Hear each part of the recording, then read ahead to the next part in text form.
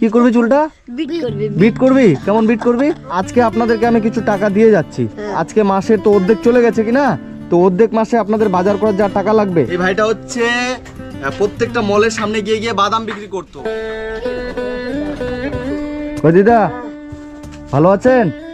হ্যাঁ, আমাকে চিনতে পাচ্ছেন? চিনতে ভাই, চোখে দেখতে পাইনি তো কি চিনতে পারবো? চোখে দেখতে পাচ্ছেন না? এখানে কে কে থাকেন আপনারা? আমার আছে 4টা বাচ্চা। আচ্ছা, আমি থাকি 4টা নাতি নাতনি। বলছি তোমার নাম কি? তোমার নাম? তোমার নাম? প্রিয়া। প্রিয়া। তোমার বাবা কোথায়? বাবা মারা গেছে। তোমার বাবা মা মারা গেছে? বলছি আপনার টোটাল ছেলে মেয়ে কয়টা দিদা? 4টা। এখানে টোটাল আপনারা কয়জন থাকেন তাহলে? আপনি? আমরা আছি টোটাল 5 জন। 5 জন। 4টা বাচ্চা, আমি একা।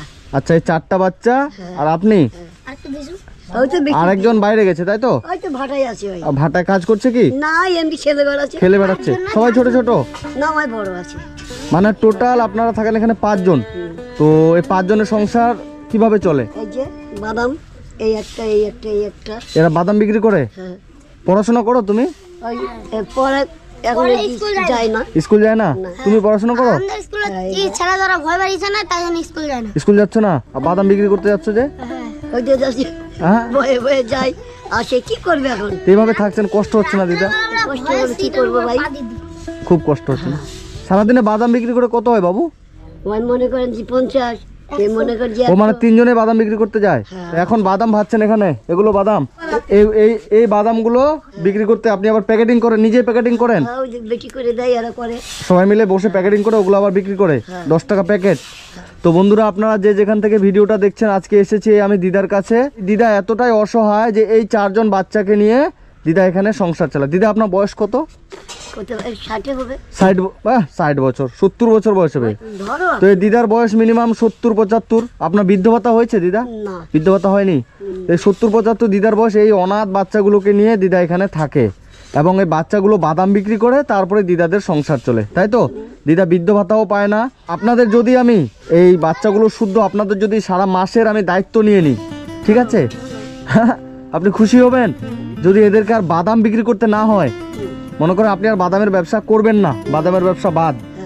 আপনি এদেরকে নিয়ে মাসে আপনার কত টাকা খরচ হয়? খরচা চাল ডাল মিলে কত টাকা হবে? কত টাকা এখন হবে ভাই? এখন কেমন করে বলবো? দিনে তো মনে করেন 3000 টাকায় হবে। হ্যাঁ, 3000 টাকা? হ্যাঁ, মাসে। তা বলতে পারছি না, হতেও পারে। হতেও পারে। আমি আপনাকে প্রত্যেক মাসে, হ্যাঁ, আমার একজন দিদি বলেছে আপনাদের কথা আমাকে। দিদিটা ব্যাঙ্গালোরে থাকে, ঠিক আছে? তো দিদিটা আপনাদের প্রথম যে আমি ভিডিওটা করে গেছিলাম 1 বছর আগে, হট করে কালকে রাত্রেবেলা আমাকে ফোন করে বলছে, ভাই ওদের দায়িত্ব আমি নেব, ঠিক আছে?